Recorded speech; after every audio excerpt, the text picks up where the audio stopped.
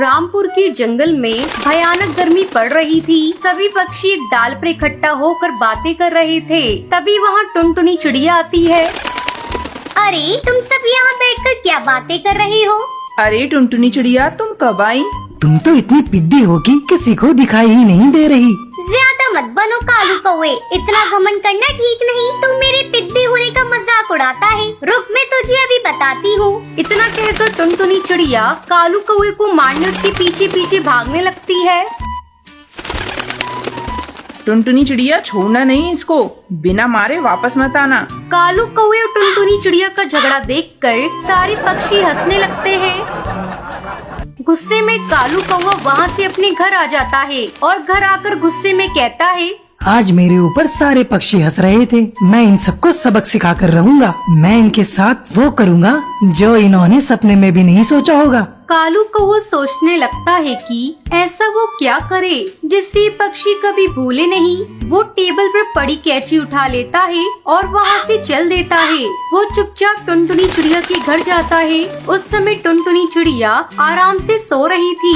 चुपके से कालू कौवा टुनटुनी चिड़िया के पास जाता है और उसके पंख काट देता है। आज मजा आएगा। बड़ी चालाक बन रही थी, मुझसे पंगा लेने चली थी पिद्दी चिड़िया। अब मैंने इसको उड़ने के काबिल नहीं छोड़ा। कालू कौवा टुनटुनी चिड़िया के कटे हुए पंख को लेकर घर वापस आ जाता है और उसे छुपा देता है। अगले दिन जब टुनटुनी चिड़िया सोकर उठती है तो वो देखती है कि उसके पंख कटे हुए हैं। वो रोने लगती है। ये क्या? कल रात तो मेरे पंख सही सलामत थे। सोते समय किसी ने मेरे पंख को काट लिया। अब मैं क्या करूं? ऐसी हालत में उड़ भी नहीं सकती।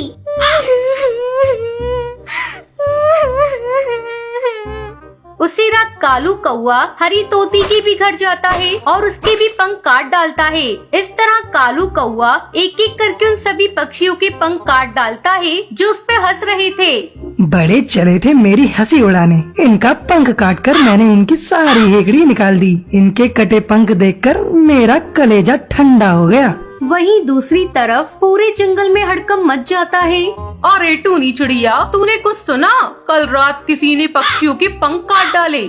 हाँ बबली कबूतरी, ऐसी खबर तो मैंने भी सुनी है। ऐसा लगता है कोई इन पक्षियों से बदला ले रहा है। खैर छोड़ो, हमें इन पक्षियों की चलकर मदद करनी चाहिए। बेचारे बिना पंख के उड़ भी नहीं सकते। चलो चलकर इन पक्षियों के भोजन की व्यवस्था करते हैं। ऐसा कहकर टूनी चिड़िया और बबली कबूतरी टुनटुनी चिड़िया के घर जाती है। अरे टुनटुनी चिड़िया, तुम्हारी ये हालत कैसे हो गई? हमें बड़ा कष्ट हो रहा है। ये लो भोजन, इसे तुम खा लो। टूनी चिड़िया, पता नहीं मुझसे किसकी क्या दुश्मनी थी, किसने मेरे पंख काट दिए।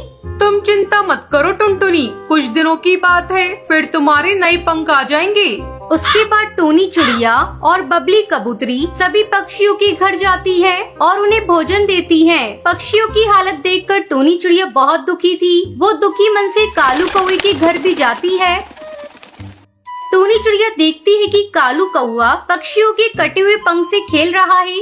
अरे ये क्या कालू कौवे, सभी पक्षियों के पंख तुम्हारे पास कैसे? इसका मतलब तुमने ही उन पक्षियों के पंख काटे हैं। ये तुमने बहुत बड़ा अपराध किया है, इसलिए अब तुझे सजा मिलेगी।